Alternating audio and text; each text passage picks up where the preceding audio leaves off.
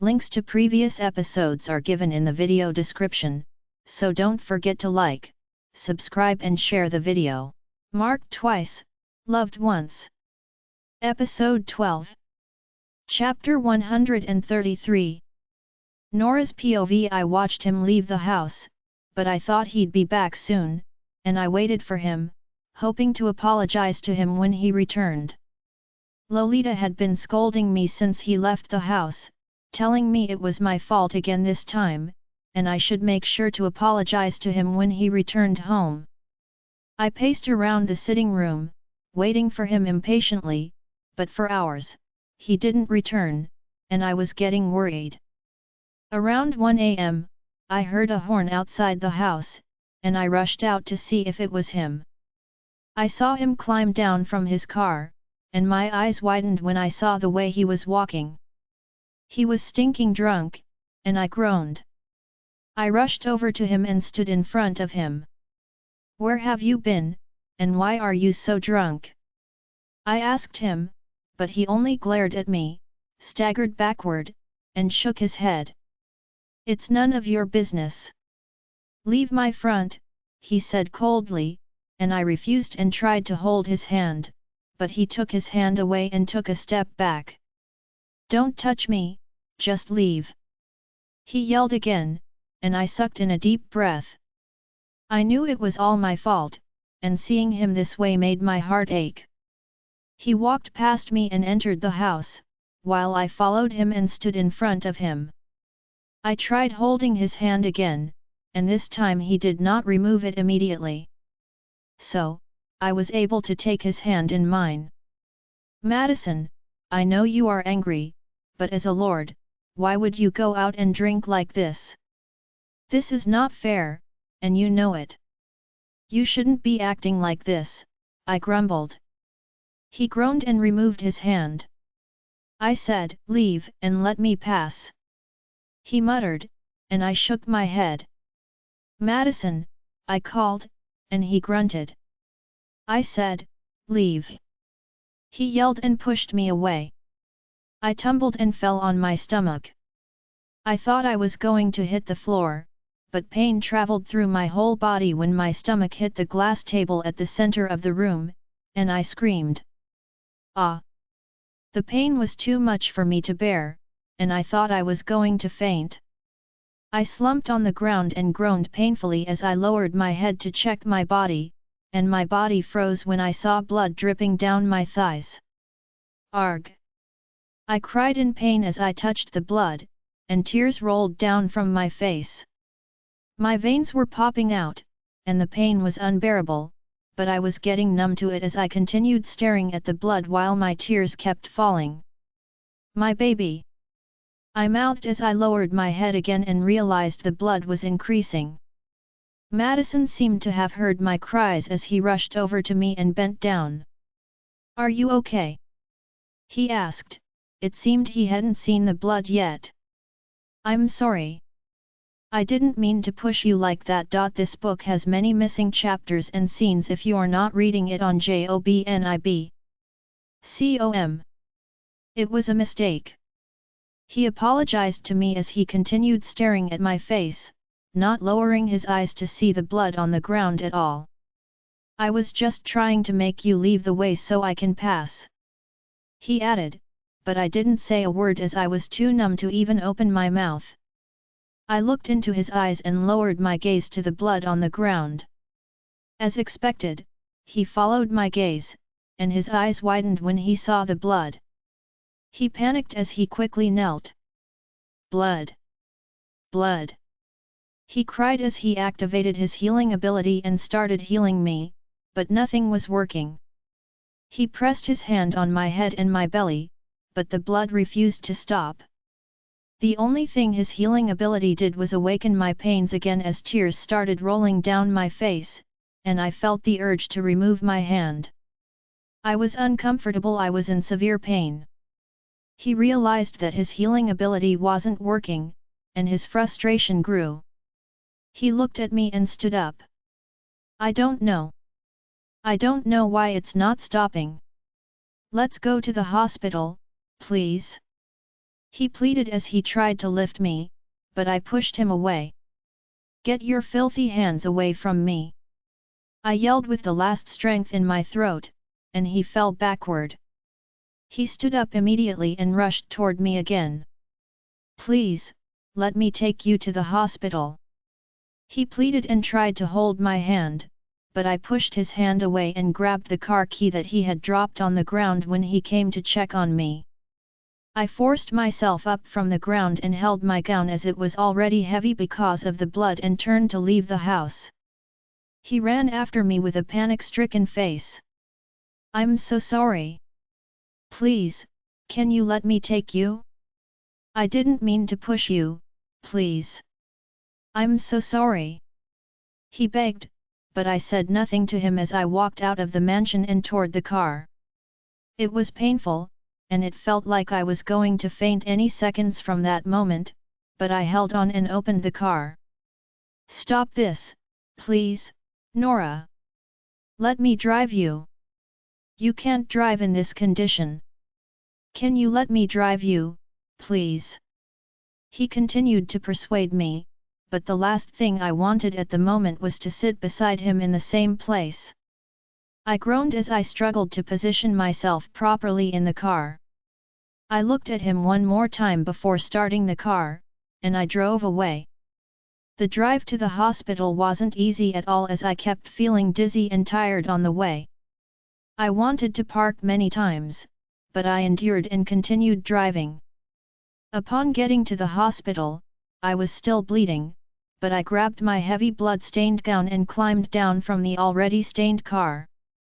The car seat was drenched with blood too, and my head was aching as I watched my blood dripping from the seat and my gown while I struggled to stand right after climbing down from the car. I was getting weaker. I entered the hospital and started groaning as the pain increased. It was getting unbearable and hard to walk. I could barely lift my legs, and I had to hold the wall to support myself as I tried calling the nurses and doctors that were rushing up and down the hospital, but none of them noticed me. I was about to give up and sit on the ground when a nurse sighted me and rushed over. "Miss, are you okay?" she asked worriedly, and I shook my head before pointing to my blood-stained clothes. She gasped and moved closer to me. She called another nurse who rushed over too, and they both stood on either side of me as they helped me to a room where the bleeding was stopped, and I was cleaned.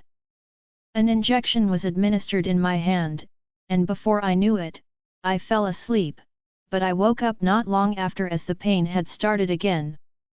The doctors were still working away, and they looked a bit troubled as they started connecting different technologies to my body while administering more drugs through the drip.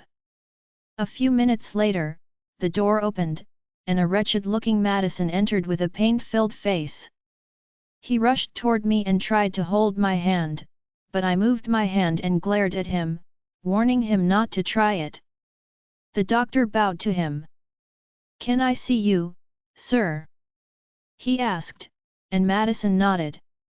He looked at me one more time before walking to the door with the doctor. They were trying to talk softly, but I honed my sensitive hearing and listened patiently to them. "I'm sorry, but she lost the pregnancy.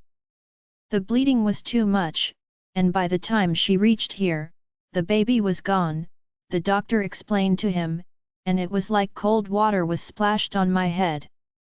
I couldn't breathe anymore, and I nearly suffocated.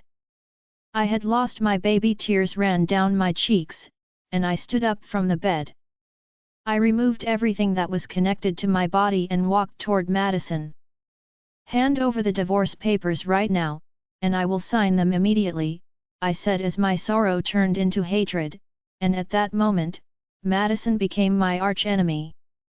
"Like you said, I was only with you before because of the baby, but it is gone now, and I see no reason to be with you. Your insecurity has killed our baby, and now I want to leave too.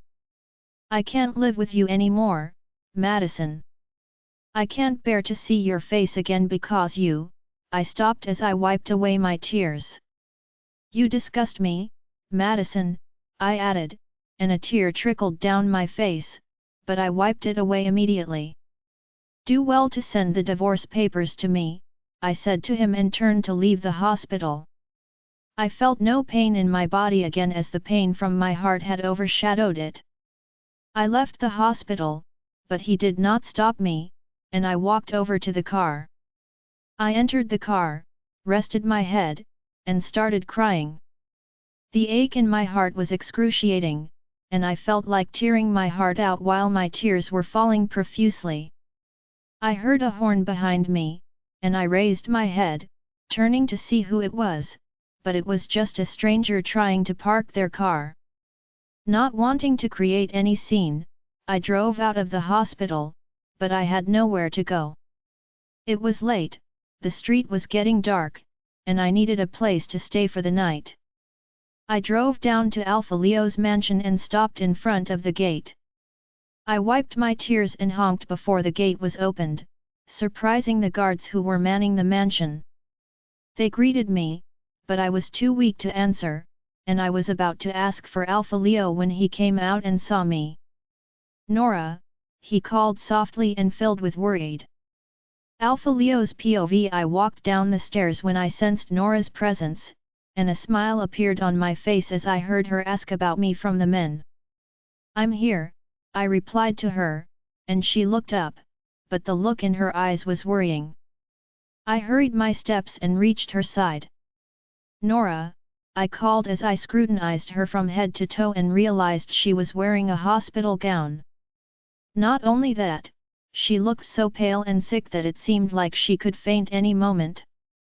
I held her hand and asked again, "Nora, are you okay?" She shook her head as tears rolled down her eyes, and she raised her hand to wipe them, but she was shivering. "What's going on?" "I'm sorry," I whispered before sweeping her off her feet, carrying her to my room. I set her on the bed and stood in front of her. "What happened, Nora?" I asked with concern in my voice and on my face. She raised her head to look at my face, tears still falling. She tried to speak, but nothing came out, and her lips trembled. She was sad, in a lot of pain. Realizing she couldn't say anything, I walked toward the refrigerator and picked out a bottle of water and a cup, then returned to her. "You should drink some water and calm down," I advised her, and she nodded, taking the cup from me. But, her hands were trembling so much that the cup nearly dropped from her grasp, so I took it back from her. I helped her pour the water into the glass and guided it to her mouth. She opened her mouth and drank it before mouthing some words I couldn't make out. I sat beside her, waiting for her to calm down so she could talk, as I could tell she was traumatized. "She is not okay. She is very sad and in a lot of pain," Ethan said to me, and I nodded. "I know. I can feel it too," I replied as I continued staring at her, hoping she would be able to talk to me soon enough. "I lost my baby. The baby is gone," she muttered, tears rolling down her face, and she revealed a sad smile that made my heart ache. I gasped when I heard what she said, but I wasn't very surprised because the thought of her losing her pregnancy had already crossed my mind the moment I saw her in a hospital gown and looking so sad. I wasn't very surprised, but I was pained. I found it hard to say anything for a while as I just continued staring at her. "How come? How did it happen?" I asked her with a worried-filled face. Her face fell, and she sucked in a deep breath. I thought she was going to start crying again, but the next moment, her sad expression turned to that of anger, and her face darkened. "Madison.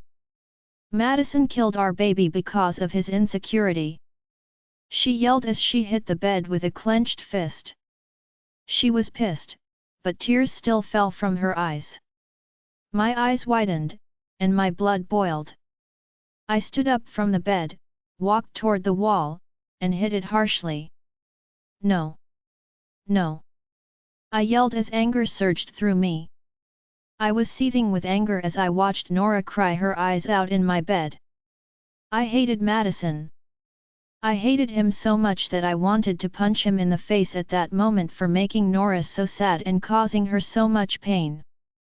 How could he do that? He was supposed to act mature. How could he hurt you this much?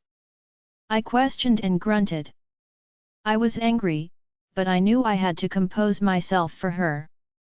I had to calm down for her sake and walked back to her.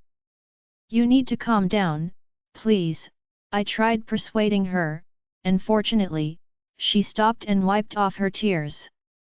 What do you plan to do now? I asked, and she sighed. Nothing much. I plan to leave everything behind and move on. I'm going to end everything with Madison and move on with my life, she said to me, and my heart sank, but I knew it was the best decision. Her moving on was the best move at the moment, and I wasn't planning to advise her against that. I nodded my head and stood up. You should rest here for the night. It's too late already, I said to her and was about to leave when she stopped me. I came here for something else, she said, and I frowned, turning back to face her. What's that? I asked, seeing that she was serious. I had been wondering why she came to me at her lowest, but realizing she had something to say made me sad yet scared. What do you plan to do? Did you want anything? Just say it, and I will do anything for you, I said to her, as I noticed she wasn't replying and only had her head a bit lower. She raised her head and looked at me. I want you to reject me, Alpha Leo, she blurted, and my heart raced. Reject you? Why? Why would you want that? I asked, hoping she would change her mind and tell me it was because she was too angry at the moment. But her eyes didn't waver at all as she continued. I will reject Madison, and I want you to reject me too, she said, and I understood her point immediately. This was what she meant when she said she'd put everything behind and move on? But won't that be too much for you? You just experienced something terrible. Will you be able to go through the pain of rejection right now? Although I understood her point, I didn't think it was the right time to do such a thing, as the pain might be too unbearable for her. She was looking miserable before, how would she be able to endure rejection at this moment? She sighed and smiled bitterly. What pain can be more than the pain of losing a baby? I don't think that pain exists. Right now, I can survive any pain, and I want the rejection done immediately, she explained, and I sighed. I felt pained, and my heart ached for her. I moved closer to her. Stand up, I said to her, and she nodded as she stood on her feet and faced me. You should go first. That way, I would feel the pain too, and it won't be too much for you to bear, I suggested, and she agreed after some persuasion. I will start now, she announced, and I nodded. I, Nora Edwin Watt, reject you, Alpha Leonard Luciano, as my mate, due to mutual agreement, she said, and I sucked a deep breath before saying, I accept your rejection, and at that moment, I felt my bones crack and my body organs freeze together. A harsh pull hit my chest and my chest felt like it was going to break open, and sweat formed on my forehead immediately. I endured the pain while clenching my teeth, trying not to groan at all. The pain went on for a while before it subsided, and I sighed in relief. Are you okay? She asked me, and I nodded. I'm okay now, I assured her, and she nodded.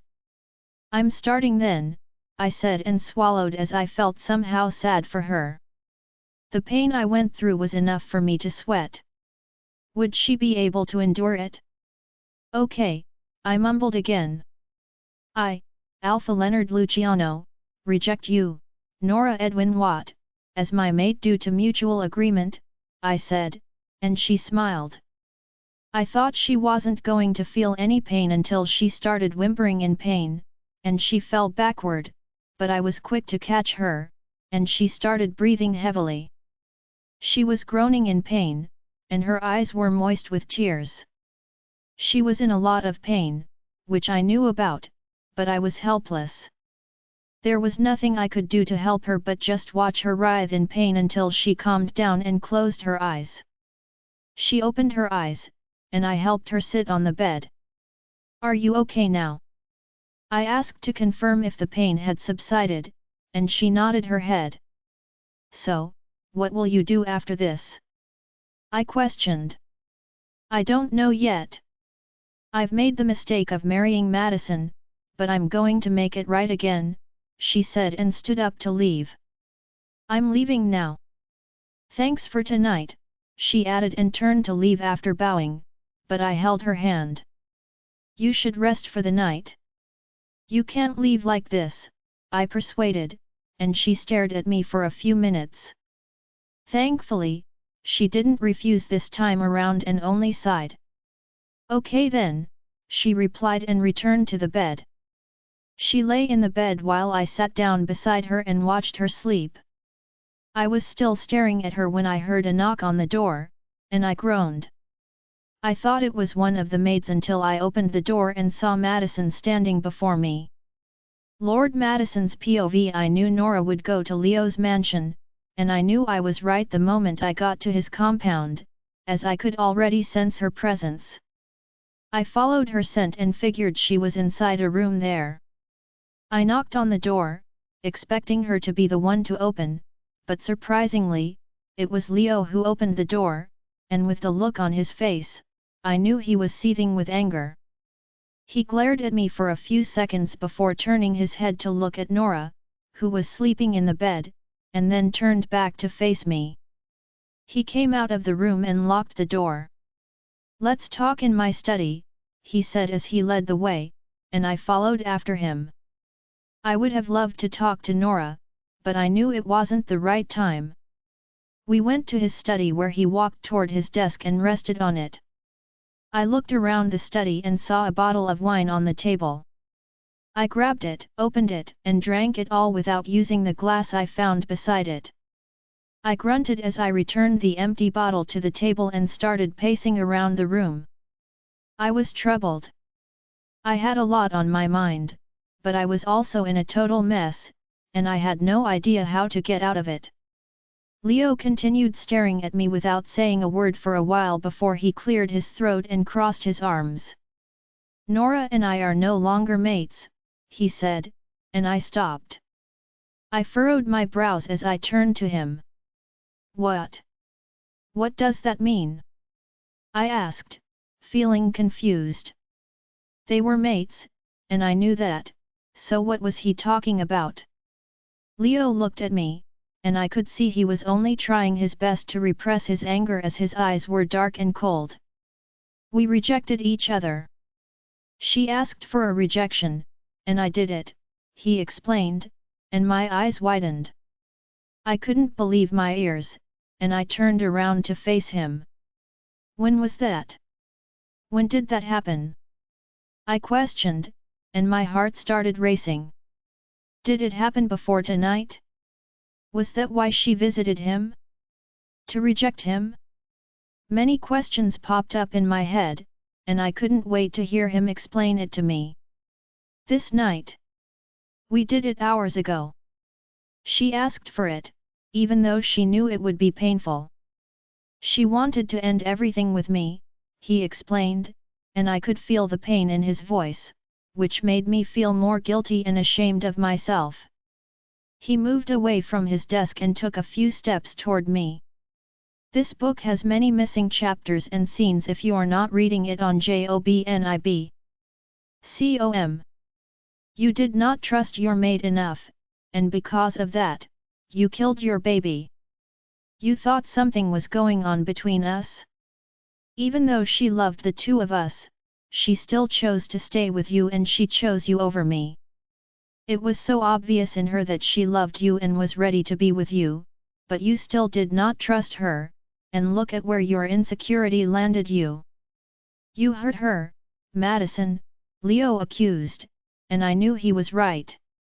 My eyes reddened, my heart clenched, and I wanted to cry. I felt embarrassed and guilt-tripped, and all I could do was lower my head, not knowing what to say as nothing would justify what I had done to Nora. My heart kept breaking, and the pain was unbearable. Tears threatened to fall from my eyes, but I held them back, and the forceful repression made my head pound, increasing the pain I already felt, and my temperature rose. I felt like I was going to die of pain or fall sick as my heart seemed to be failing me. I groaned inwardly. Being miserable was enough to show the world how depressed I was, and I didn't want to add tears to that. I raised my head after a few minutes, which seemed like years to me, and met Leo's eyes. "Did Nora say anything to you before she slept?" I asked, and he rolled his eyes. "You will have to wait for her to wake up to tell you that."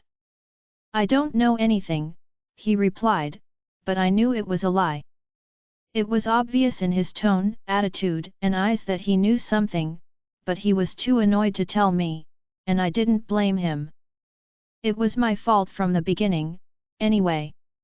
"When she wakes up, I will give room for the two of you to talk, and you can ask her anything then."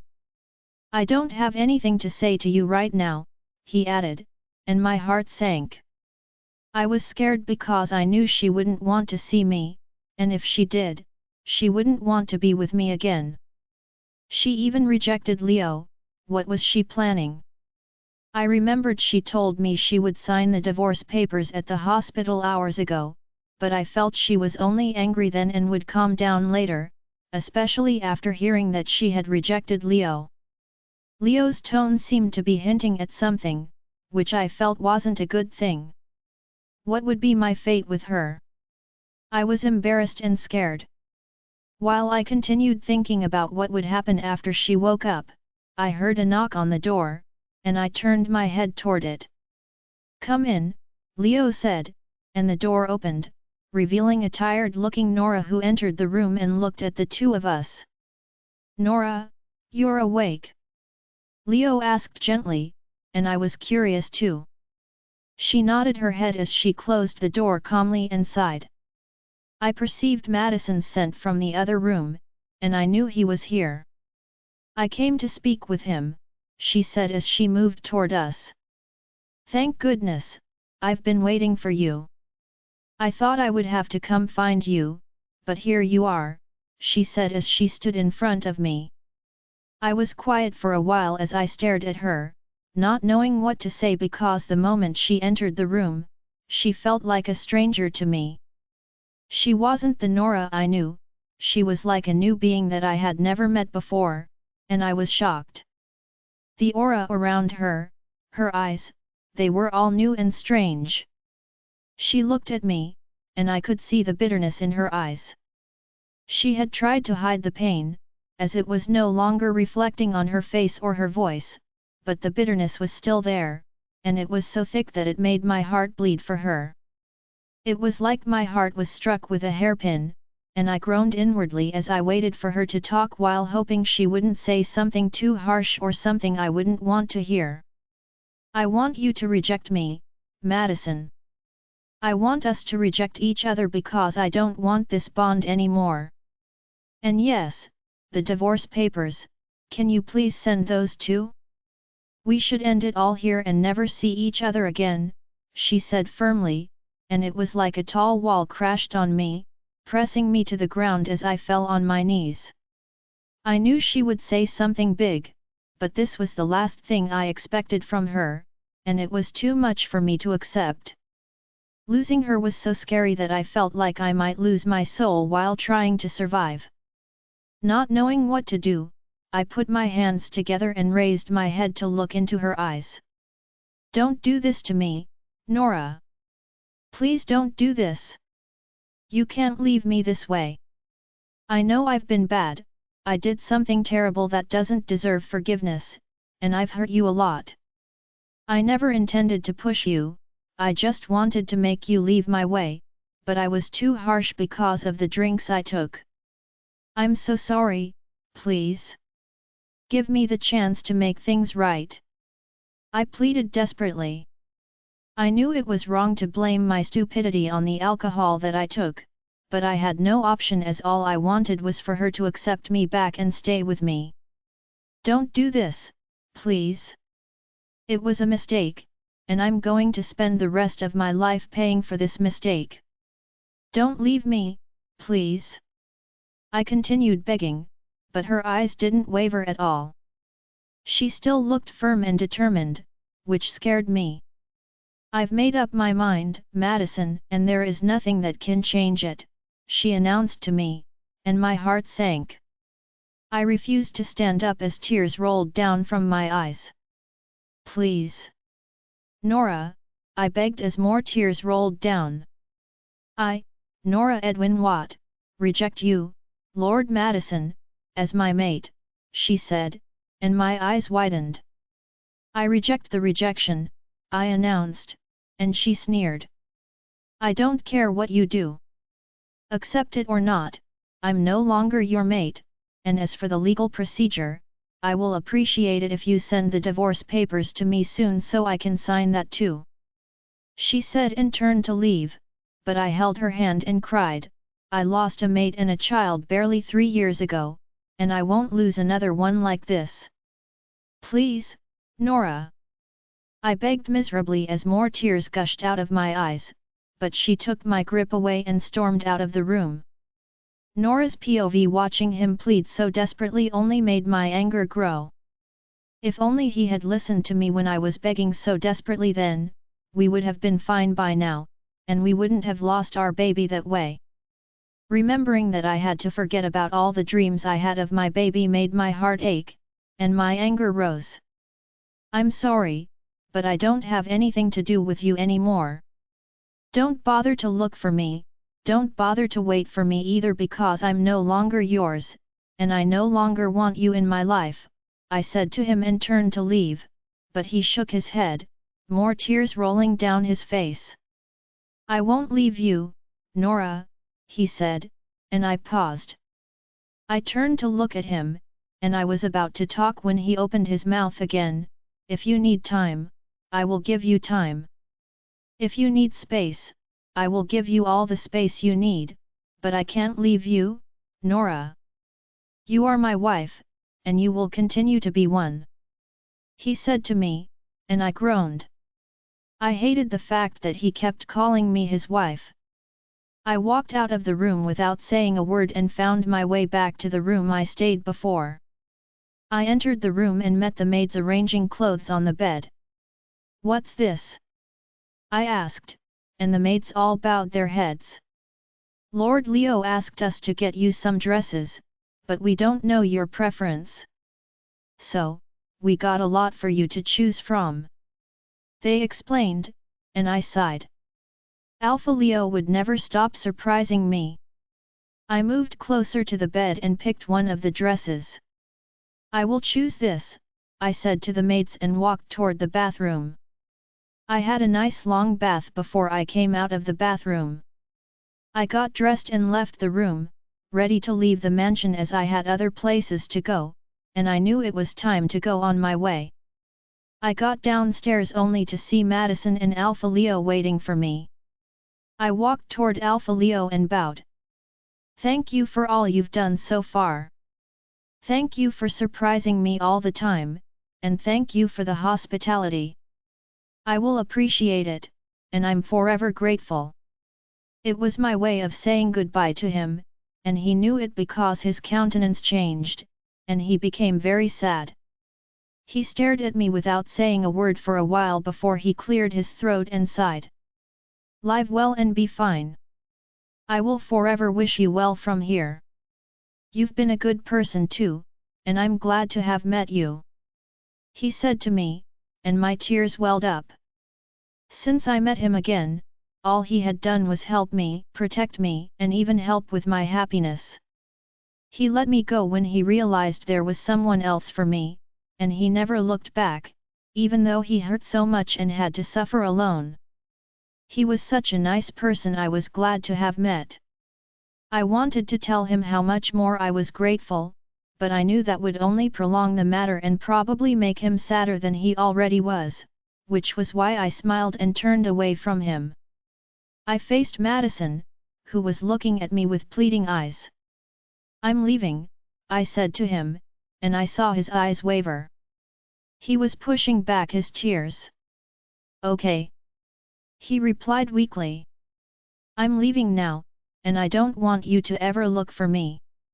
Don't send your men after me, and don't trail my movement. Don't try to track me down or monitor my life. I don't want you interfering in my life at all." I warned him, and he nodded. "I won't do any of that. I will give you as much space as you want and as much time as you need. I won't bother you at all," he said to me, and I rolled my eyes as I turned and left the mansion. I boarded a taxi while still thinking of where to go until I remembered that I still had to get my things from Madison's apartment in the full moon pack first before going back to his mansion to get my other things. I told the driver to take me to the apartment, and we were about to get there when I suddenly felt a pain in my belly. I ignored it at first, thinking it would stop with time, but it didn't stop even after a few minutes, and I groaned. "What's going on?" I asked inwardly, as I was finding it hard to deal with the pain silently. "What do you think it could be?" Lolita questioned worriedly, and I shook my head. "I have no idea what it is." "I don't know, but..." I stopped as I suddenly remembered that I just lost a pregnancy, and it could be the reason. "I think it should be because of the miscarriage. It shouldn't be anything serious," I replied, and there was silence for a while before Lolita spoke up again. "Why do you have to speculate when you can just visit the hospital? You should quickly go for a checkup and see if anything is wrong, then I can start the healing process. We can't take any risk even though you just suffered a miscarriage," Lolita advised, and I thought about it. She was right, I needed to be even more careful, especially at a time when I had just suffered a miscarriage. Anything could be wrong with my body, and a solution needed to be found as soon as possible. "Take me back to the nearest hospital, please," I said to the driver, who nodded and immediately turned back to take me to the hospital. I kept feeling mild pain in my belly, but I made sure I did not let the driver know what was going on. We reached the hospital faster than I imagined, and I was glad. "We are here, miss," the driver said to me, and I nodded. I already knew we were there, and I was already opening the door, but I appreciated him anyway and paid before leaving the cab. I entered the hospital, and thankfully, a nurse was coming my way, and she noticed the discomfort on my face. She hurried to me and asked, "Are you okay, ma'am?" I turned my head to look at the nurse and groaned. "I need a checkup. There is something wrong with me," I explained to her, and she frowned. "What do you mean, ma'am?" she asked, seemingly not understanding me or surprised by my choice of words, which I didn't care about. "I just lost a baby, and I think something is wrong again. I lost a baby few hours ago, but I had visited a hospital then," I explained to her, and her eyes widened. She suddenly grew warm as she looked at me, probably pitying me. "You should be resting in a bed by now. Why are you out here so soon?" she asked worriedly, and I shook my head. I knew she was right, but staying in bed wouldn't bring my baby back, and I had no time for that. "I don't want to. I don't have the time. I just want you to run a test on me and see if I'm all right. Leave everything else to me." All I wanted was a checkup, not advice from her, and I was glad she understood me. She led me to a room where she asked me to sit down. "I'm coming.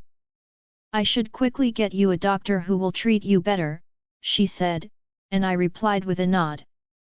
I watched her leave the room in a hurry, and a few minutes later, she was back with a doctor. The doctor greeted me before asking me what happened, and I explained to him. I told him about the miscarriage, and he carried out some quick tests on me. He even did a blood test before he finally breathed a sigh of relief and looked at me. "Will you wait for the result or come back later for it?" he asked me, and I frowned. There was nowhere for me to go and wait. "I will wait, but please be fast with it. There is a lot I need to do today," I said to him, and he nodded before leaving the room. I waited and waited for hours, expecting them to come, but none of them showed up. I knew it was the result that was taking too long to come out, and I was growing impatient. "What if it's a problem concerning your womb?" Lolita asked me, but I shook my head. There was no way something so horrible would happen to me. I was sure nothing bad would happen to me, but I was still restless. I lay in the bed, and before I knew it, I fell asleep. I woke up to a tap on my shoulder later, and I saw the nurse and doctor standing in front of me. "Miss, what did you say concerning your pregnancy?" the doctor asked, and I grunted. "I told you I lost it. I lost it a few hours ago," I explained again, feeling displeased with the doctor's insensitivity. The doctor frowned and shook his head. "I don't think that's the case because the result here says that you are 2 months pregnant," he explained. "That's not possible." I shook my head in disbelief. "Then maybe we have to run a scan on you," he suggested, and I gulped. Nora's POV arriving at Maxwell's apartment, I knocked on the door, and fortunately, he heard me in time and came to open the door for me. His expression when he saw me was one of surprise and concern. "Nora, are you okay?" he asked, but my lips were trembling. I couldn't open my mouth to say anything as the shock was still with me. Come in, please," he said as he ushered me in and made me sit on a couch. "I should get you some water," he said and hurried away to get me a cup of water. Seconds later, he returned with a cup of water, which he handed over to me, and I drank it in one go. He sat down beside me and waited for me to calm down while staring at me. I could see he was curious to know what happened to me, and he was very worried too. I pressed my hand on my chest with my eyes closed as I tried to steady my breathing. I opened my eyes minutes later and turned to face him. I thought I lost my pregnancy," I blurted, and I saw his eyes widen for a second, confusion filling his eyes for the next few seconds. "What do you mean?" "You thought?" he asked, and I nodded. "Madison got home drunk because he was angry with me, and I was trying to pacify him, but he pushed me away from his front, and I landed with my stomach hitting the table. In pain, I started bleeding, and I was taken to a hospital where the doctor told me I had lost the pregnancy," I said and stopped to wipe away the tears that were about to enter my mouth. I thought I had lost it for real, and I was devastated. I was on my way to the airport when I started feeling pains in my stomach, and I decided to visit the hospital for a checkup, but miraculously, surprisingly, the doctor there told me that I never lost my pregnancy. I don't know how it happened, and I have no idea why it happened, but somehow, I've got my baby back, and I didn't lose it, I explained as happiness filled my heart. I was still in disbelief throughout my journey to Maxwell's house, but speaking to him like this made me realize it was real, and my baby really came back. I even did a test. I did a scan too, and there was no miscarriage. I don't know how it happened. It was a miracle, I blabbered on with excitement in my voice. I sat upright and fell into thought. Wait, could it be that Madison's healing ability worked? He tried to heal me when he saw the blood, but he thought it wasn't working, and that's why I went to the hospital. Maybe it worked? I guess it worked, or it was just a pure miracle. I kept asking myself.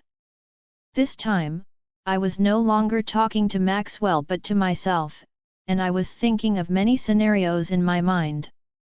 What do you want to do now? I heard Maxwell's voice, pulling me out of my trance, and I fell into another deep thought. I thought far and wide about it, but I could only decide on one option, and I sighed. I want to keep the pregnancy away from Madison. A lot has happened for the past 2 months, and I don't think I can keep up. This book has many missing chapters and scenes if you are not reading it on JOBNIB.com. Madison has changed, and he is like a new person now. I can't go back to him anymore because I'm not sure if I can live with him, I replied, and Maxwell sighed, seemingly understanding my predicament, and I was glad he did. What's your plan now? Are you going to stay here? Maxwell asked, and my eyes twitched. It was a good question I had never thought about, and I knew I had to. I can't stay here, I mumbled, and I saw his eyes widen. I don't want to stay here because Madison will surely find out about the pregnancy if I stay here. This Francisco belongs to him, and I can't afford to let him find out. I will be leaving Francisco soon, I explained to him, and he sighed again. He was not pleased with my decision, but he didn't seem to have an option either. Okay, but where do you plan to go? He asked me, and I shook my head. I don't know. I have no idea where I can go, but I will think about it, I replied, and he sighed once more. He was quiet for a while, and I watched his expression change every second without saying a word. He finally sucked in a deep breath and shrugged. It is well, he mumbled, and I nodded. I stood up and carried my bag. I want to visit Madison's mansion, there are things I must take there. My clothes are still there too, I said to him, and he stood up. Let me give you a ride, he offered, and I didn't go through the stress of rejecting him as I nodded and led the way while he followed closely. We entered his car, and he looked at me. Be careful when you get there. We don't know if he is around yet or not, please, he advised, and I nodded. He started the car, drove out of the compound, and we drove down to Madison's mansion. We got to the mansion, and we were allowed in. The guards and maids in the mansion were all excited to see me, and they all greeted me as if I was still their madam, which saddened me. I walked into the sitting room with Maxwell, hoping I wouldn't meet Madison, but I was shocked when I saw him pacing around in the sitting room. He was looking so down and worried, his face full of regret, and I pitied him for a few seconds.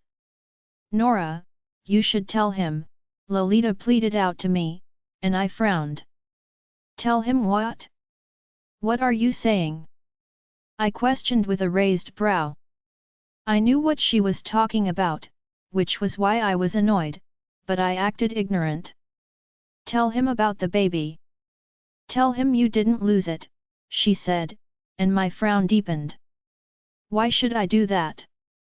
For what reason? I questioned, and she was silent for a while as I raised my head to look at Madison again. He had finally noticed my presence, and he was staring at me without taking any step forward to meet up. I could see the hesitation in his eyes, and I knew he was trying hard to give me enough time and space. He looks so miserable. He has regretted enough, and I'm sure he will cherish you more now. Just tell him and see how it goes, Lolita tried to advise me, but I only rolled my eyes. I don't care.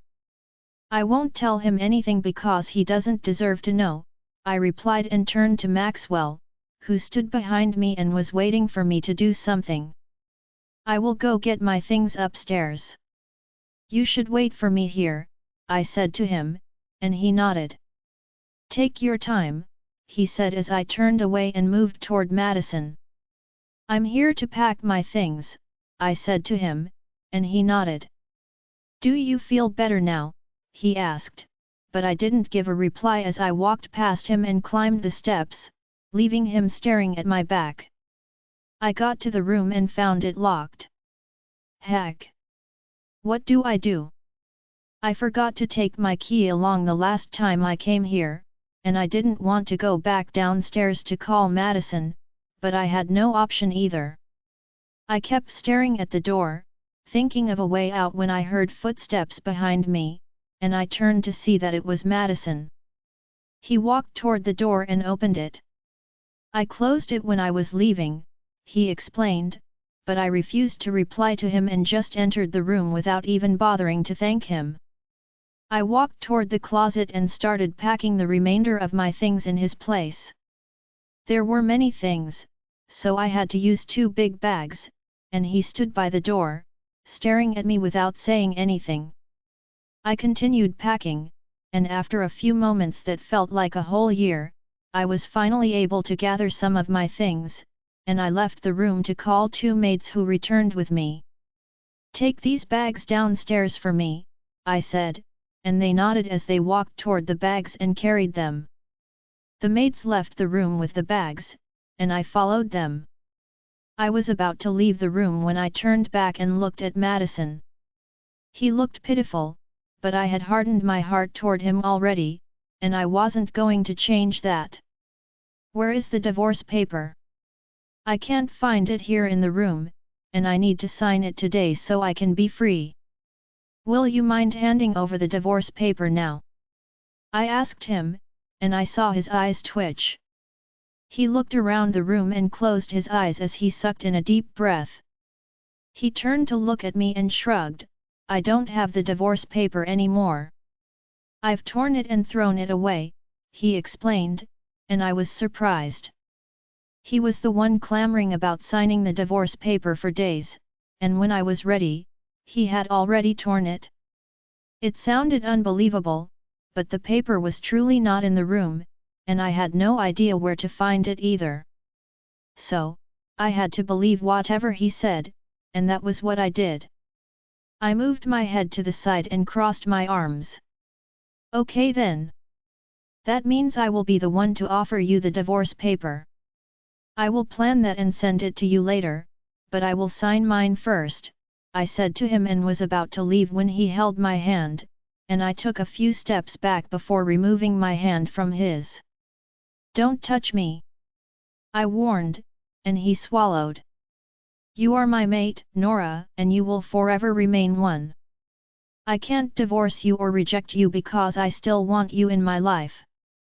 I can't let you go either," he revealed, but his tone was that of a plea. "I don't want to be your mate anymore. I will send the divorce paper as I said earlier, and you have to sign it," I warned him, but he wasn't convinced at all. He looked at me and shook his head. "I will give you enough time, Nora. 1 year, 2 years, I will give you all the time you need in this world because I know you are hurting right now and it's my fault, but after 2 years, I will come back for you, and we will settle all these then," he announced, and my blood boiled. I hated the fact that he kept trying to control me. "The fact that I have your mark on my neck doesn't mean you can control me. I'm leaving, and you can't hold me back. Why didn't you listen when I was begging you?" I tried to explain that there was nothing between Alpha Leo and me, but you refused to believe me.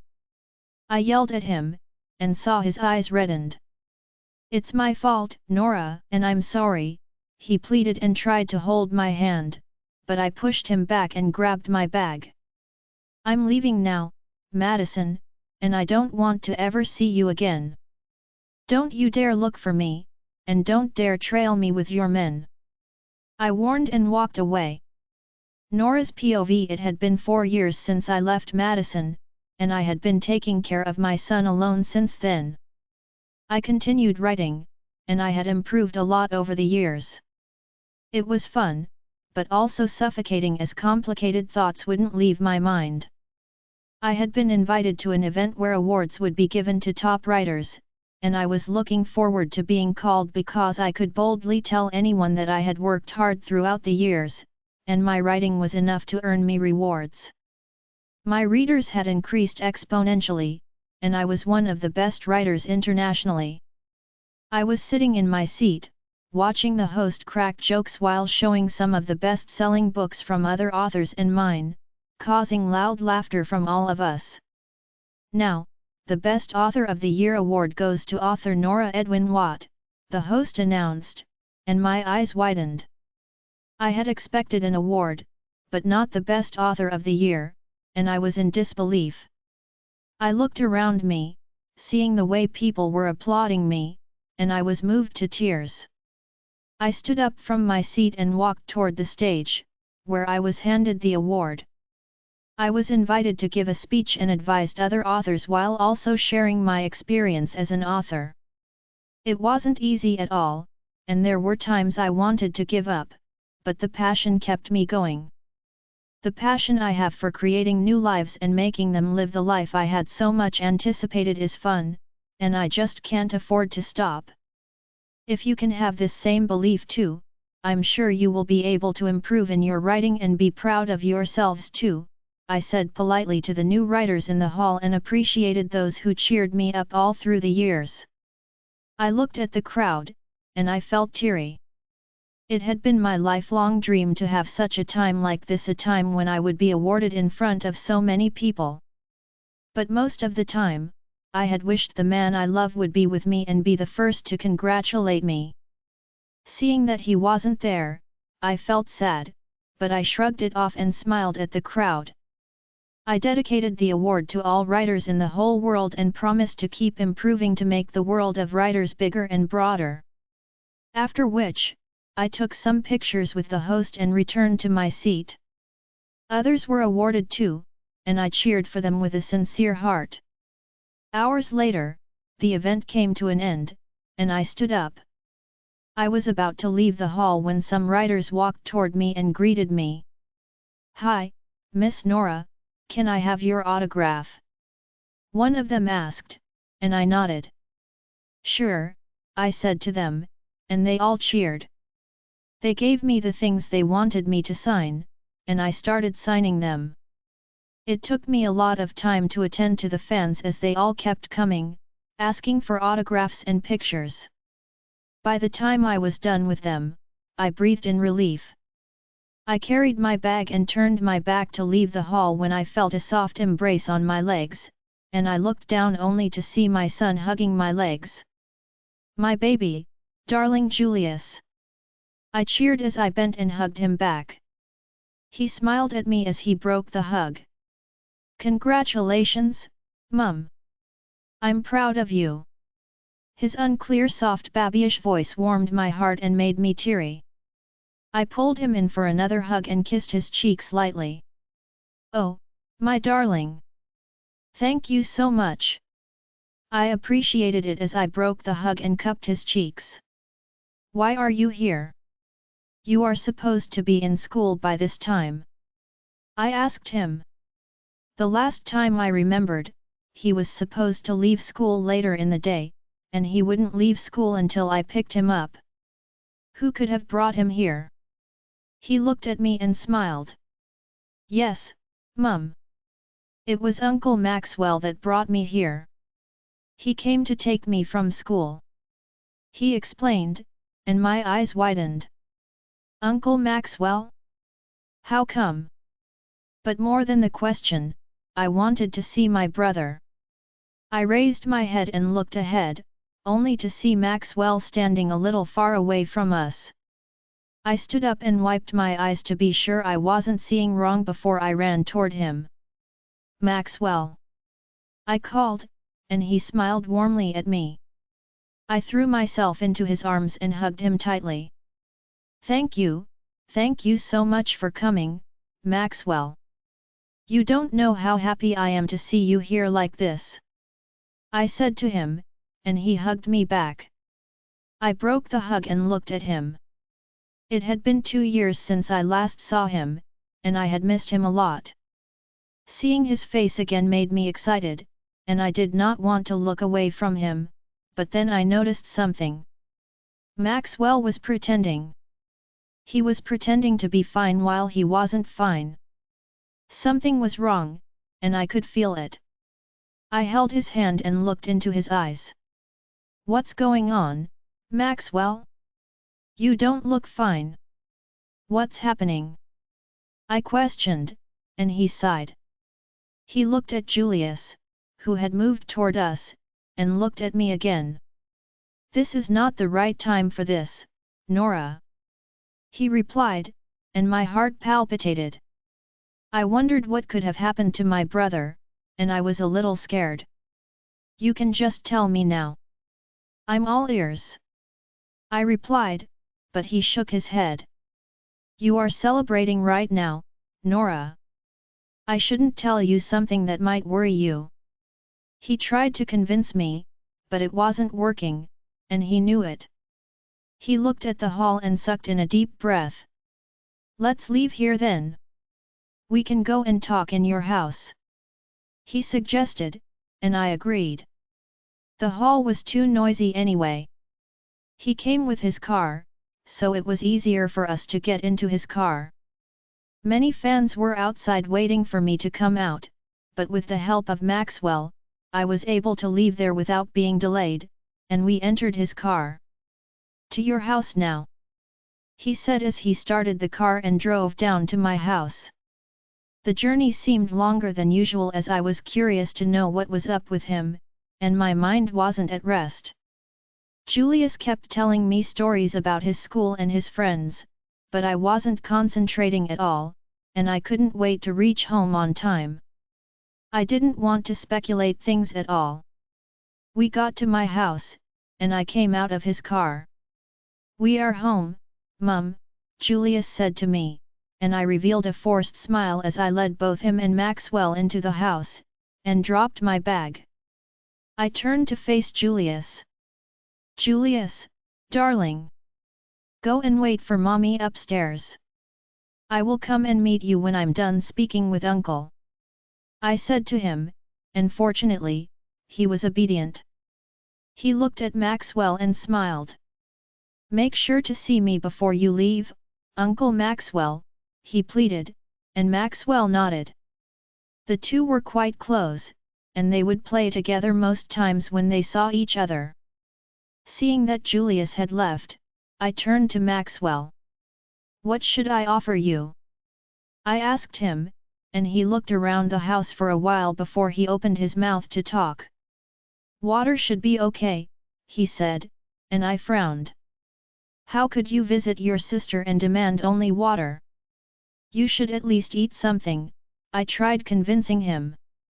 Truthfully, I was curious to know what he wanted to tell me, but I felt like it was only right for me to offer him something first. He had come from Francisco to see me here, and I shouldn't stress him out with talk first. Maxwell was quiet. His expression changed, and worry appeared on his face. He could no longer hide his sadness, and it was obvious that he was worried. He walked to a seat and sat down, while I followed him. I was about to sit when I shook my head. I should get you some water to calm you down first, I said to him and left to get him water, which I returned seconds later and handed to him. Thank you, he said, and collected the water from me. He drank it in one go and dropped the cup on the table before telling me to sit beside him. What happened? I asked again, and he sucked in a deep breath. He was quiet for a while, and it seemed he was hesitating to tell me or not, but I was curious. I'm your sister, Maxwell. You shouldn't keep things away from me, and the fact that you came here means that you were planning to tell me. Why are you changing your mind again? I questioned when I realized that he seemed to be considering whether to talk or not. He nodded his head and looked at me. Yes. I came to tell you anyway, and I might as well say it now, he said with bitterness in his voice. Dad is sick, Nora. He is very sick, and he was diagnosed with cancer, he revealed, and my heart stopped. I looked at him with disbelief in my eyes as I waited for him to tell me he was joking, but he was dead serious. My heart sank, and I gasped. Why don't you take him to the hospital or maybe to a healer who can heal him? I asked, but he shook his head. No, Nora. We've tried all we could. We've called many healers, and we've taken him to different hospitals, but none of it is working. Maybe we haven't found a competent healer like you because it's so hard to find, Nora, he explained, and my eyes widened. I was pained and scared, but no, I did not want to return to Francisco. I had kept myself away from Madison for so long, and I did not want to see him again. Maxwell fell on his knees when he realized I was hesitating. He knew how much I did not want to return to that country, and he knew it was a big decision for me to make. I can't go there, Maxwell. I don't want to return to that place, I said to him, but he started crying. Nora, please save our father. We can't let him die like this. Please, save him. You are the only one that can save him now, please save him, he begged, and I was confused. I didn't know what to do. I wanted to save my dad, and I wanted to stay here too. There was no way I could save my dad here, and I couldn't watch him die either. I looked at the sobbing Maxwell, and my heart ached. What do I do now? I asked, and he wiped his tears. Come with me, Nora. You can come to Francisco with me, he said, and my head hung low. I looked around the house in confusion and sighed, okay then. I will pack my things and leave with you, I assured him, and he was glad. He stood up and sat back in the seat. Thank you very much, Nora, he said sincerely.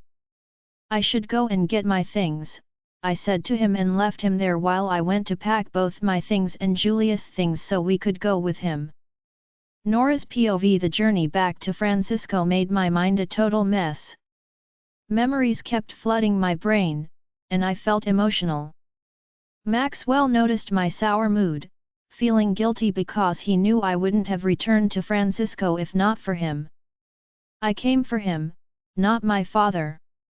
We arrived at Maxwell's house in Francisco, and a maid carried my luggage while I held my son in my arms. My mother rushed to me with surprise in her eyes, finding it hard to believe I would come with my son, and she was excited to see me. She wrapped me in a tight hug, but I wasn't as happy and only nodded my head, revealing a weak smile as I hugged her back. Is this your son? My mum asked, and I rolled my eyes secretly. Yes, I replied, breaking the hug, before turning to face Maxwell. Where is Dad? I asked, and my mother rushed to stand in front of me again. He is upstairs. Will you go and check on him right away? She asked, acting all nice and good, but it annoyed me because I knew this wasn't who she was. She was never this sweet and nice to me. Take me there, I said to Maxwell, who nodded and led the way, with me following closely, and we went into the room where my father was laid. I saw him looking lean, dark, and weak, and for a moment, I felt bad for him. I walked toward him and sat there. Is it the cancer that made him become like this? I asked Maxwell, who nodded his head, looking sad. He must have suffered a lot, I mumbled as I unleashed my healing ability and pressed my hand on his chest. He writhed in pain for a while, but he wasn't relieved, which surprised me. I closed my eyes and trailed my hand down to his belly, activating my healing ability again, but it was still the same. He would writhe in pain for a while and stop, not feeling any better. What's going on? Maxwell asked, and I shook my head. I have no idea, I replied and tried healing him again until my mother noticed me sweating. Can't you do it? She asked. I was annoyed, feeling like I shouldn't reply to her, but I knew it wasn't the right moment to keep the hatred moving, so I nodded my head. Nothing is working, I replied weakly and stood up. I bent my back, placed my head on his chest, and frowned deeply. He's alive. So, why is nothing working? I asked out loud in my frustration and activated my healing ability again, but it was still the same. I sighed and turned to face Maxwell, who was trying his best not to cry, and then to my mother, who was already crying. I was about to talk, but my mother's wailing stopped me, and I looked at her. Don't let your father die, please. I don't want to lose my husband now. Save him, please, she begged desperately, and I could see the plea in Maxwell's eyes too. Although they knew I had tried my best, they still wanted me to try more, and I was tired. I didn't want him to die too. Not even after I traveled to Francisco to meet him just to heal him. I sucked in a deep breath and walked toward the door. I'm coming. I will be back, I said and opened the door, but Maxwell rushed toward me and held my hand. Is there a way to save him? Will he not die? This book has many missing chapters and scenes if you are not reading it on JOBNIB. Com. He asked, more like he was pleading, asking me to try my best to save our dad. I sighed and nodded. There might be a way. Because of you, Maxwell, I will try everything in my power to save our father, I said and left the room. Mom. Julius called me immediately. I stepped down from the stairs, and he rushed to me, hugging my legs. Where are you going, Mum? He asked me, and I sighed. Stressed and exhausted, I didn't feel like talking at all, but I had to reply to my son. I swooped him up to his feet and kissed his forehead. Mum will quickly visit a place and be back soon, okay?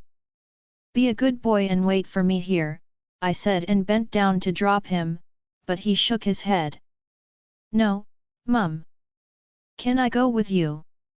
He asked, and my heart raced. I shook my head instantly and looked toward one of the maids.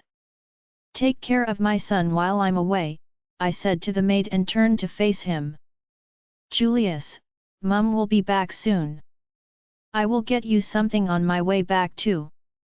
This is a place Mum must go alone, I said to him and left the house without waiting for him to reply to me. There was no way I could take him there. It wasn't just possible, and I would never do that. It was a place I had to go alone. Getting to the front of the apartment, I stopped a taxi and got inside. I'm going to Madison's estate, I said to the driver, and he started the engine, taking me down to my destination. The drive there was fast, very fast, faster than I'd wanted because I did not want to go. Every part of me wanted me to return and hide myself back, but I had stepped out already, and there was no way I would back down without fulfilling my promise to Maxwell. Not even after he had begged me so much to save our dad.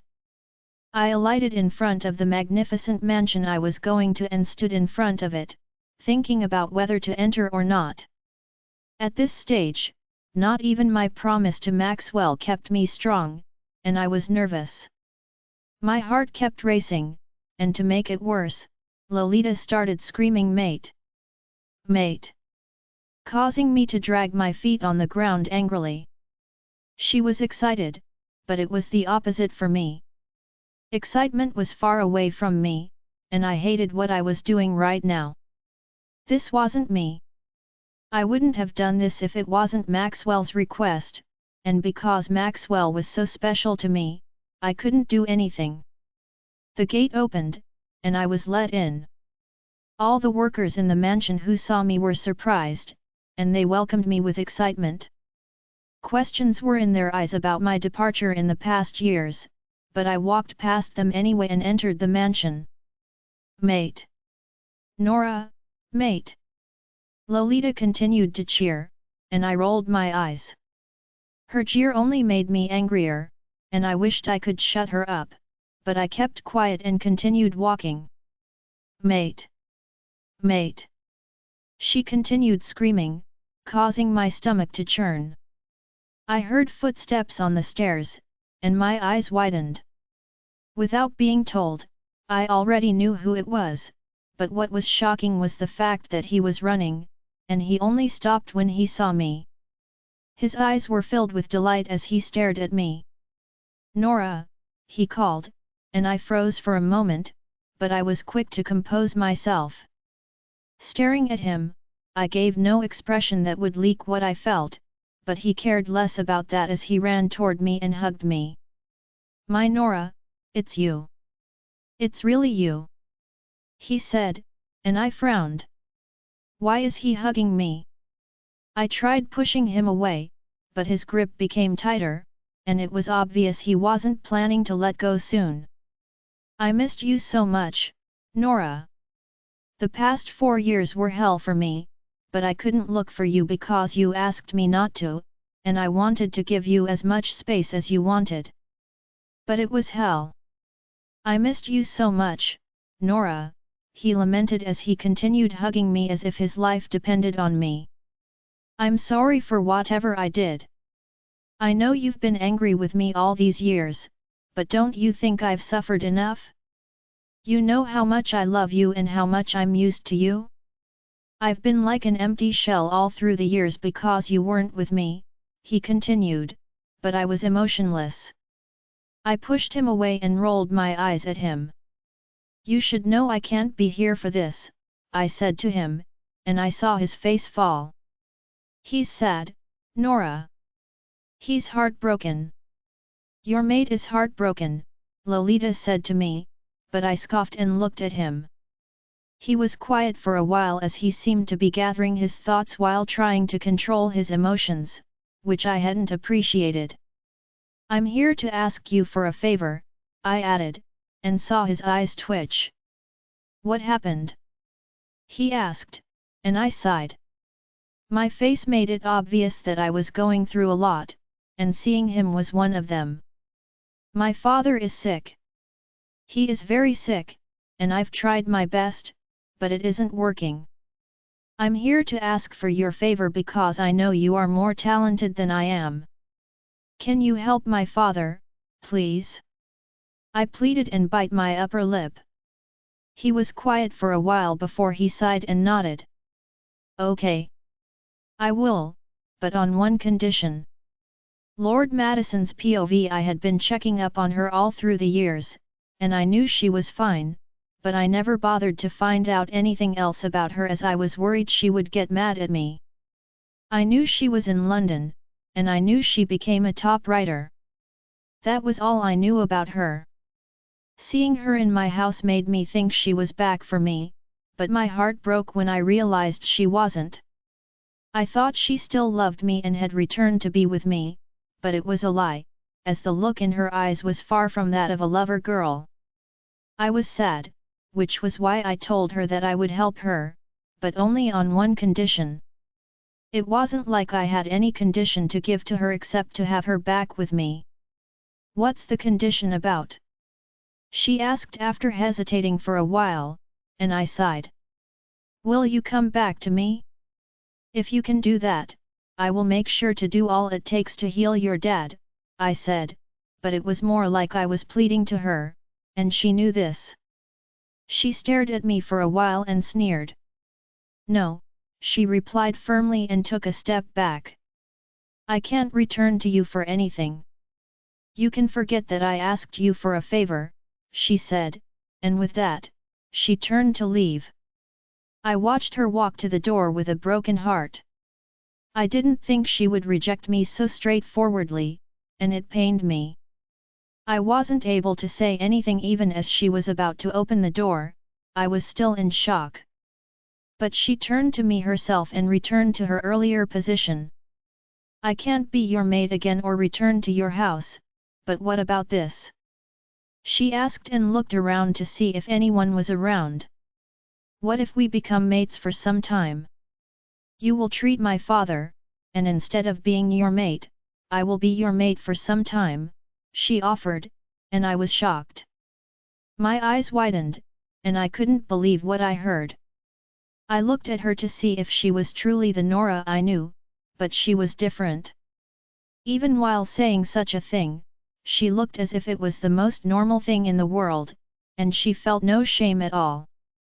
I wondered what had happened to her, what made her this way, but I couldn't wrap my head around anything, and I was devastated.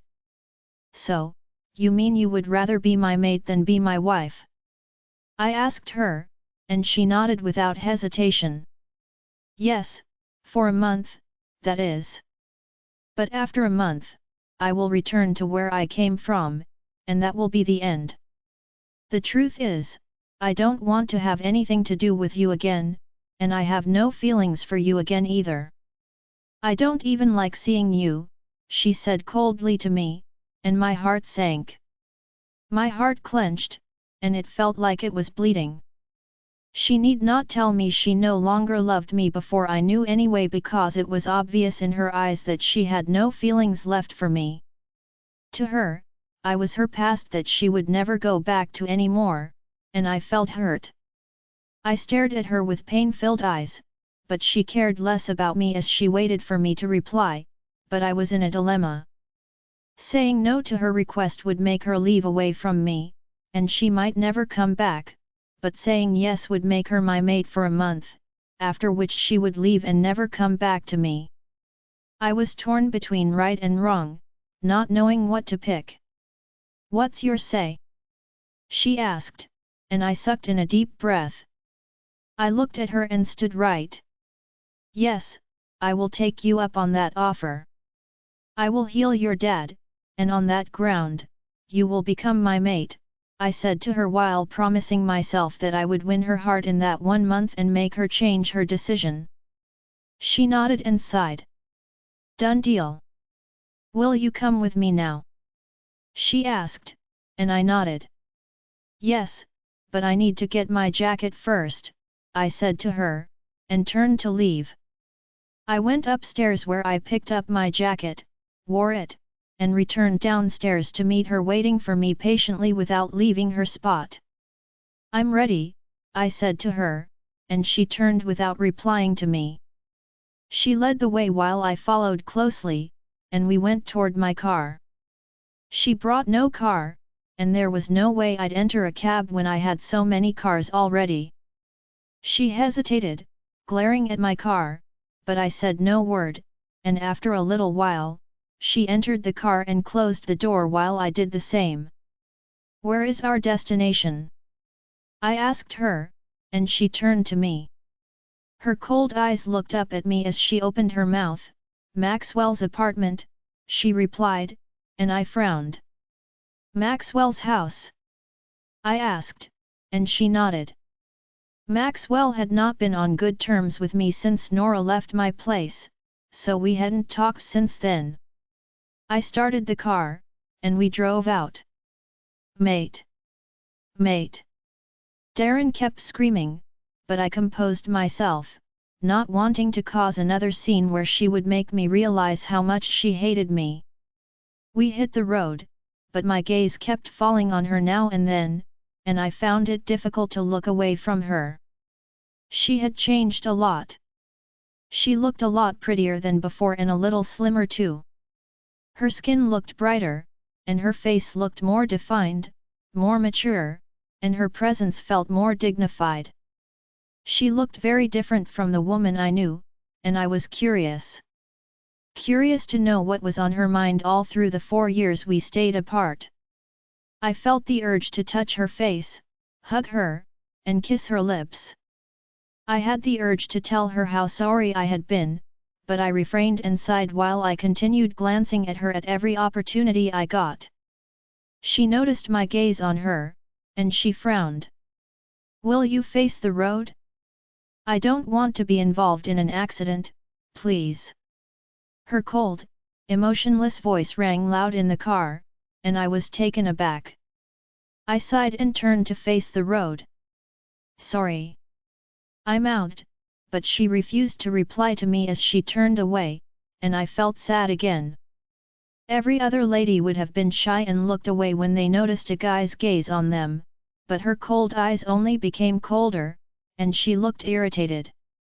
We got to Maxwell's house, and I parked in front of the house. I alighted from the car, and she did the same. "Come with me," she said as she led the way while I followed after her, and we entered the house.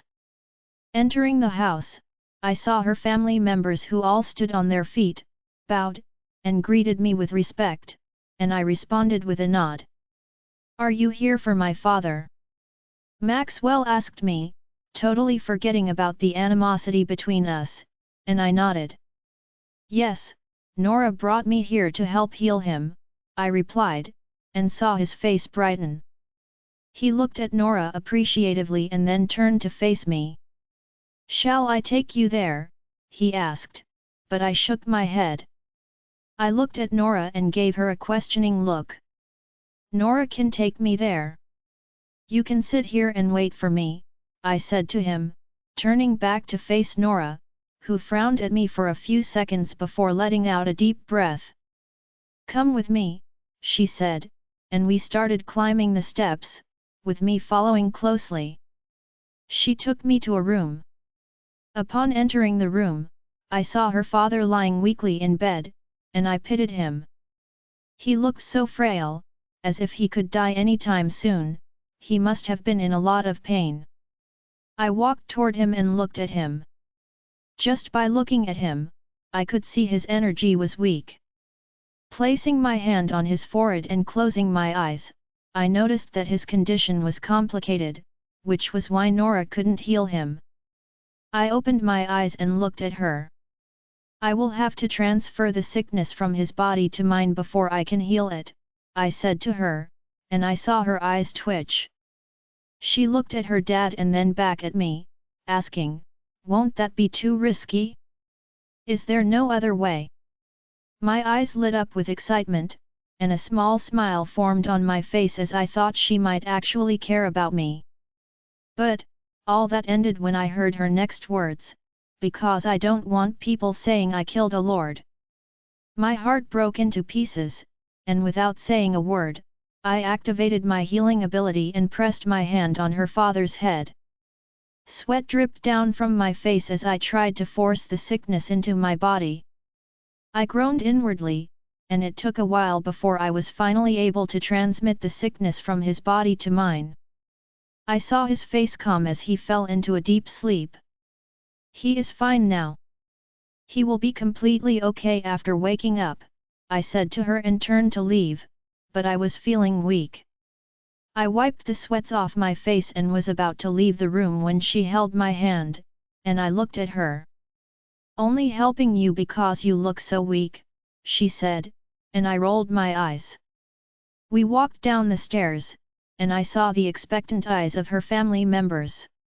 "He is," I was about to speak when a small boy ran over and hugged Nora's leg. "Mama! You're back!" Lord Madison's POV. I heard what the little boy said, and I was surprised. I couldn't believe my ears as I looked at the two of them, hoping to find out what was going on. I looked at Nora, but she was staring back at me, and I could see she was shocked too. She looked at the boy and grabbed his hand, but the child looked at me and smiled. "Mama, is that Papa?" he asked, and my eyes widened. "Papa? Or is he just your friend?" the boy continued, and I could swear I heard Nora's heart racing. She shook her head, cautioning the boy, "No, he is not your dad. He is just a friend," she said and looked at Maxwell. "Can you help me take him to your room?" she asked, and Maxwell came over, carried the little guy, and took him to his room. Nora looked at me and sighed. "Let's go," she said, but I frowned. "Who is that boy, and why did he call you Mama?" I asked, but she only grunted and looked at the boy before turning back to face me. "Let's go," she said again, not answering my question. "Who is that?" I asked again, but Nora ignored my questions and looked at my car. "Can you drive yourself?" Or should I tell Maxwell to help? She asked, totally ignoring my questions. Nora, you still haven't answered my question, who owns that kid? I questioned, and she flared up. What is your deal with my son? She blurted out, and I became shocked, dumbfounded by her words. He is my son, do you have any problem with it? She asked with anger and hate while I remained numb, confused, and shocked at her words. Your child? How is this possible? I tried speaking, but she rudely interrupted me. What are you thinking? She asked with a scoff. Don't tell me you think this child is yours. She asked with a bitter scoff. It seems you've forgotten that I lost your child, the same pregnancy you made me lose because of your silly insecurities. She yelled, but I was still confused. How come about the pregnancy? How did you get pregnant? I asked and saw her eyes twitched with pain and anger. The night I left your place, I got drunk in a bar and had a one-night stand with a stranger, and after I arrived in London, I realized I was pregnant. She explained, while I stared at her, shocked. You had X? I asked, and she rolled her eyes. Then why didn't I feel it? I asked in disbelief, and she chuckled. You don't expect me to give you the answer to that, do you? She asked and folded her arms. Perhaps our bond is no longer strong. She spoke, but I shook my head in disagreement. That's a lie, our bond is strong and intact. I argued, but she scoffed and moved closer to me, her fascinating sea blue eyes holding mine.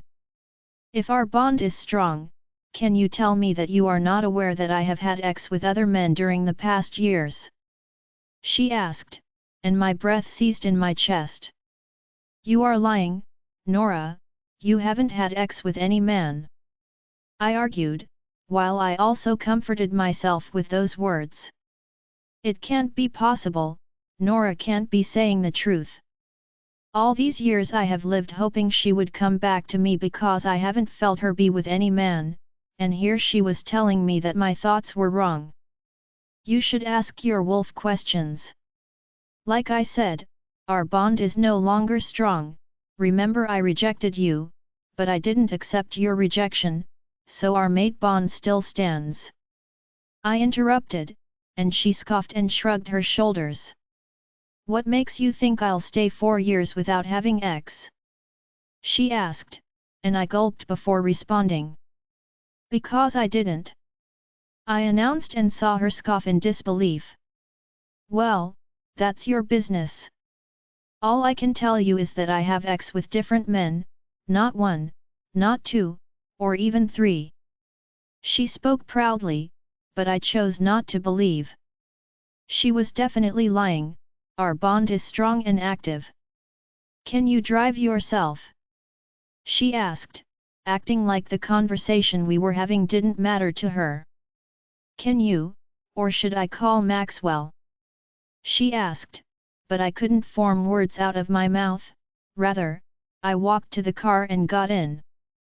I put on the car engine but couldn't drive because my thoughts were filled with the little kid I saw a moment again and how I was so attracted to him. It feels like the boy was mine, but how could it be? I saw Nora lose the pregnancy, I saw the blood gushing out of her thighs and even the doctor's report, then how could that child be mine? Having sex with different men?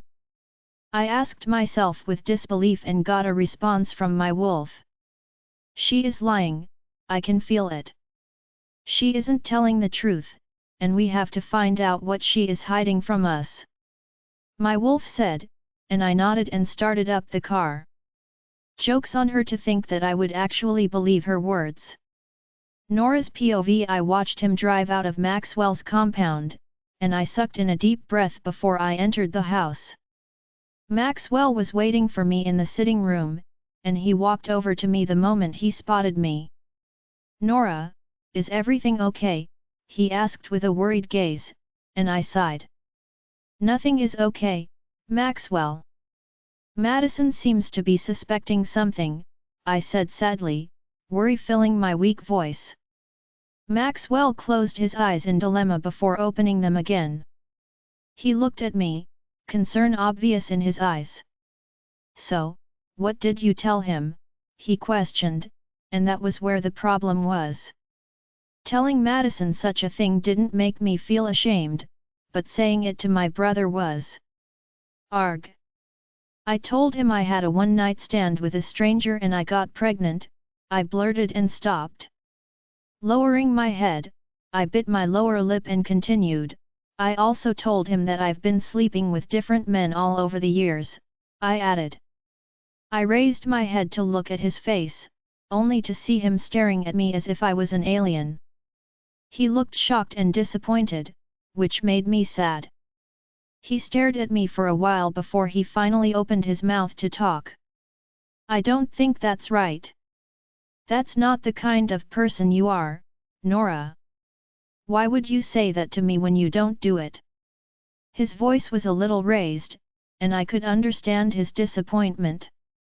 As a lady, I shouldn't have said that to a man, but I already said it, and if I was given the chance to go back, I'd say it over and over again if the man continued to be Madison.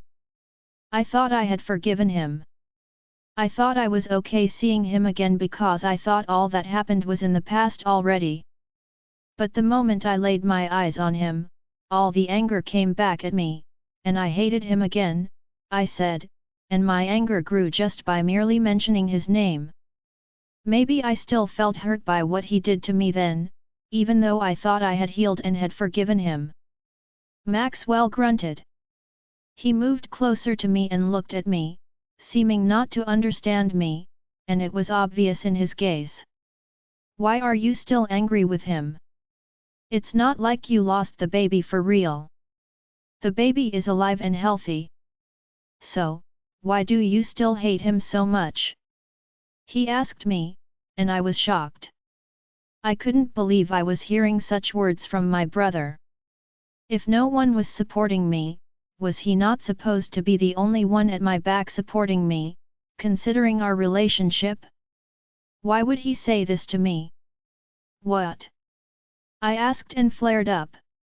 Is it until the baby dies that I will have to hate him? Do I have to lose my son so that I can hate him? After all he did to me, don't I have that much right? He nearly killed our baby. What if he had truly died then? Would I have heard this same advice from you? With a pain-filled voice, I yelled at Maxwell, who looked speechless. He couldn't say a word as he just stared at me with frustration on his face, but I was angry too. I was so angry that I was boiling inside. How could no one feel my pain? Just how? Maxwell ran his fingers through his hair and placed his hand on my shoulder. I understand how you feel, Nora. I know why you feel this way, which is why I never talked to him till this day, because I hated him for all he did to you. I hated him for hurting you. I'm sorry if I hurt you with my words. I'm so sorry, he pleaded, and I sighed as I closed my eyes. I placed my hand on my forehead as I could feel a headache developing. It's okay, I said. I had no right to stay angry with him either. He only said what every other person would have said, but I was only annoyed that it came from him. It's okay now, I said to him again, and saw him smile a little before he removed his hand from my shoulder and pocketed it. So, what's your plan now? Will you be returning now that Dad is okay again? Or will you stay here for a while? He asked me, and my heart raced. I remembered the deal I made with Madison, and I felt like bearing my mouth off, but it was too late. I won't be leaving for a while.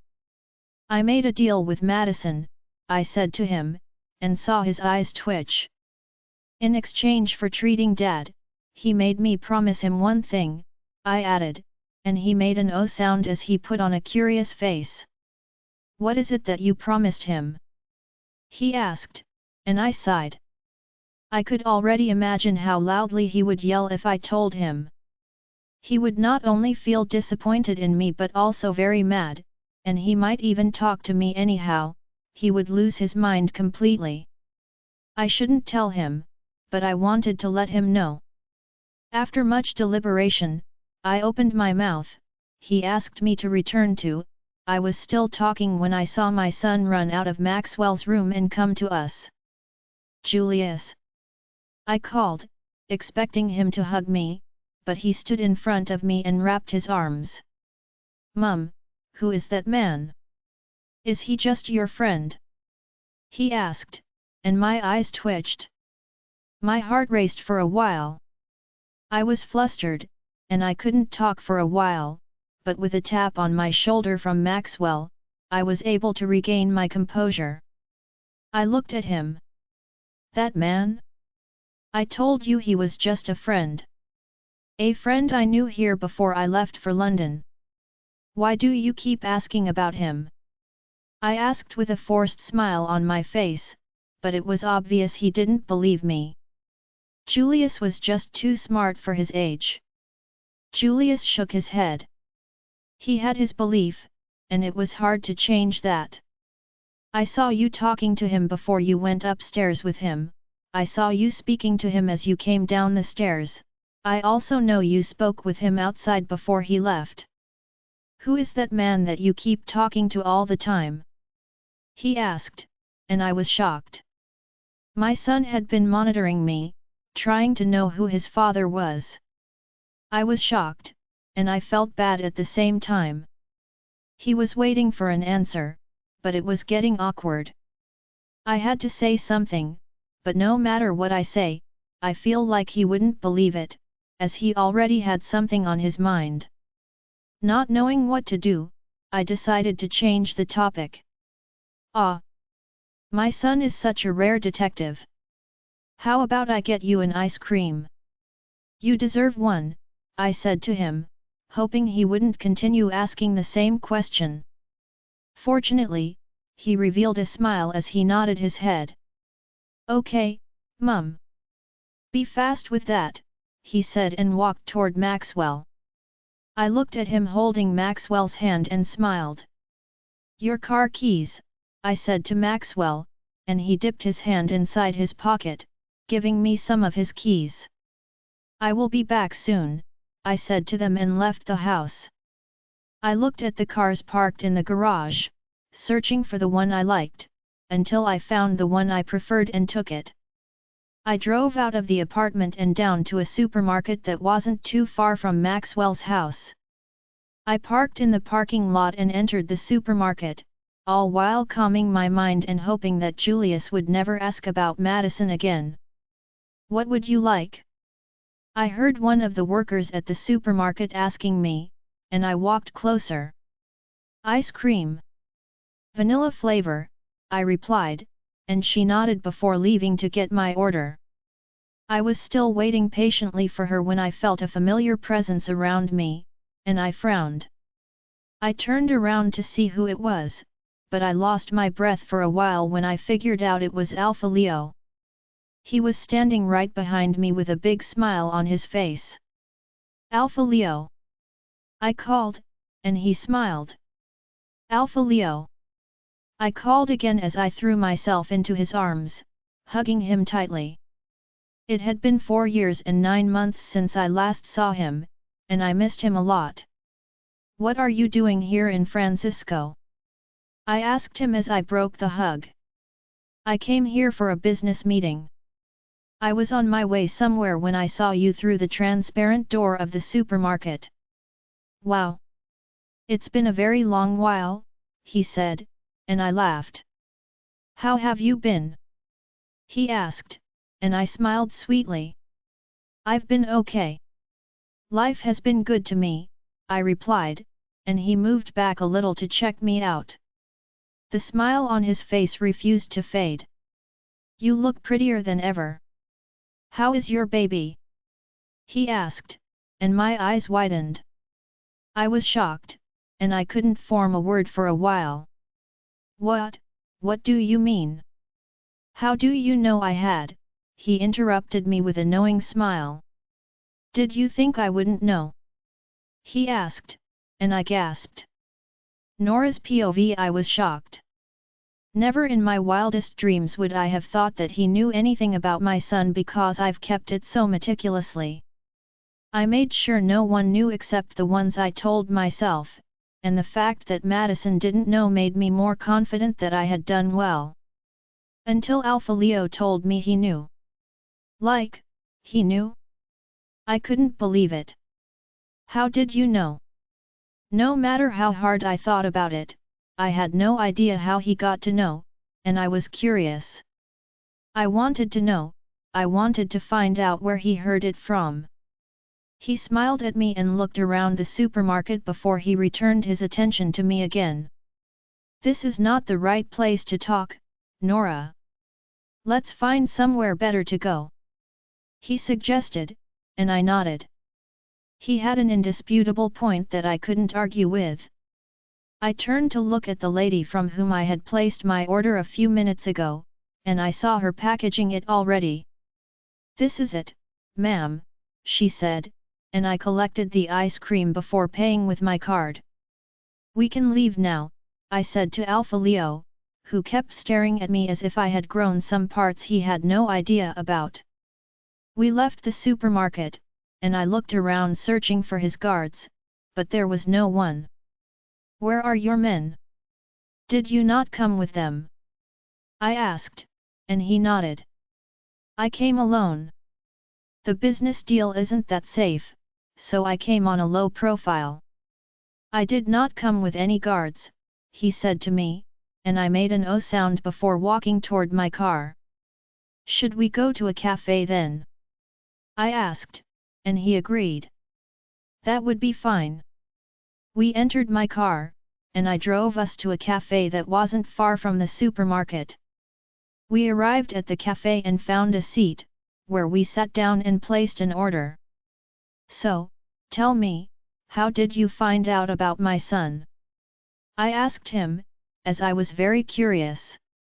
Throughout the drive to this place, the first thing on my mind was to get to the cafe and ask him how he knew. The curiosity was killing me. He looked at me with amusement in his eyes and chuckled. You look like you've hidden it so well that no one could know, he said, and I nodded my head. It was the truth. I had done a lot to hide my son from the world. I did all I could. I never showed him to the media, I hid my personal life from the media because of him, and it never popped up on any social media before because no one knows. Throughout all the times I've received awards, I never let him join me so that Madison wouldn't know. How did you know?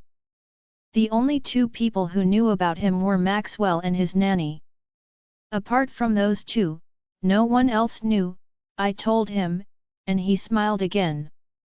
Well, I've been following your social media accounts since you left, and truthfully, there was nothing there. I get your books anytime they're released, and I never missed any, he explained, and I nodded. He was indeed right, and it made me a little excited that he had my collections. 2 years ago, I suddenly became worried about you, and I tried to check up on you, but you were nowhere to be found. I sent my men to look for you, and after several failed attempts, they were finally able to find you. That was when they brought in the report that you were in London and you had a son, he explained, and I was surprised. I didn't say a word for a while, but I later cleared my throat as I was glad he had checked up on me. Thank you so much. I appreciate the fact that you checked up on me, I replied, and he smiled. So, does Madison know? He asked me, and I frowned. He saw my boy and asked whose son, but I told him he wasn't his son. Well, it's not like he is the father, I said, and he sneered. Really? Who are you saying that to? Why would you say he's not his son? He asked, and my heart clenched. I looked at him and tried to act ignorant. The boy isn't Madison's. I expect you to know that, I said to him, but he shook his head. Don't lie to me, Nora. The boy is Madison's, and I know it, he replied, and my eyes widened. My heart started racing. He knew too much about me already. How did you know that again? I asked him with a worried-filled voice, and he scoffed. I'm not a fool, Nora. Who wouldn't know the father of your child? He asked, and I smiled. It was all speculation, he had no evidence, and there is still room to convince him. Well, you are wrong this time around. My son is not Madison's. I conceived him after losing Madison's baby. I lied to him, trying to convince him, but he wasn't convinced at all, and he was looking at me like I was a pathetic liar whose lies wouldn't even move a little kid. I groaned and ran my fingers through my hair. The child is mine alone. Madison killed his child 4 years ago, and he no longer has a child with me, I explained to him, and he sighed. I'm telling the truth, I had a one-night stand after leaving Madison, and it led to pregnancy. I didn't want to abort it, so I left it that way and gave birth to my son. I lied, but he didn't believe me, and I knew it. Have you forgotten that I'm an alpha and I'm very intelligent? I'm not a fool, Nora, and there is no way you can play with my intelligence like that. I know the baby belongs to Madison. Why are you trying to hide him away from his father? He asked, and I was annoyed. His words struck me the wrong way, and my anger rose. Madison? Tell Madison? Why should I tell him? I questioned, and I saw his eyes fall. That was when I realized I had raised my voice, and I was too harsh. I cleared my throat and lowered my voice. I can't go back to Madison, I continued. He doesn't know how the baby survived after what he did to me then, and I'm scared of going back to him. He might do worse, I said, feeling a little emotional. He looked at me and sighed. I want you to know that what Madison did then was a mistake, and it was out of anger too. You know he loves you, and he would never want to hurt you. You should forgive him and give him the chance to make it up to you. He tried to persuade me, but I only smiled bitterly. A server delivered the coffee we had ordered, and I picked up mine. Sipping it, I looked at him and said, I can't forgive him. There's no way I can forgive him, and I'll never go back to him again. Alpha Leo seemed frustrated for a moment. He opened his mouth as if he wanted to say something, but then he stopped himself and sighed. He gazed into the distance for a while before shrugging. How have you been these past years? You're glowing so much, and it's obvious you've been living well, he said, changing the topic. It seemed he was tired of my stubbornness, but I was okay with that. I smiled, took another sip of my coffee, and he did the same. I've been well. From writing to taking care of my son and then back to writing again. It's been boring but fulfilling, I said to him, and he smiled. That's great. I can see that you've been living a good life, he said and placed his coffee on the table. We were both quiet for a while before I turned to him and asked, why didn't you tell him when you found out I had his son with me? The way he was asking me back then, it was obvious he had no idea about the child. Why didn't you tell him? I was curious. I expected him to inform Madison, considering their relationship, but he didn't say anything, and I was confused about his silence. He stayed quiet for a moment, but it was evident he wasn't searching for an answer, as he already had one. I didn't want to interfere in your love fight. I'm tired of this never-ending love triangle, he said, and I felt a pang in my heart. I was annoyed, but I managed to calm down and cleared my throat. And what about you? How have you been living all these years? Are you married now? I asked, trying to change the topic that kept making my blood boil. As you can see, I'm not as lucky as you and Madison. I haven't had my second chance mate, he said, and I felt a bit sorry for him. Leo would be a perfect mate to anyone. Perhaps I would have ended up with him if not for some circumstances. Don't be ridiculous. Lolita snapped at me, but I choose to ignore her. But it's fine. He chuckled and shrugged. If I don't find her, I'll marry someone else and mark them, making them my mate myself, he said with a bitter smile while I just stared with mixed feelings. Join our Facebook and WhatsApp group for more updates, link is given in description. Rest audiobook will be continued in next episode.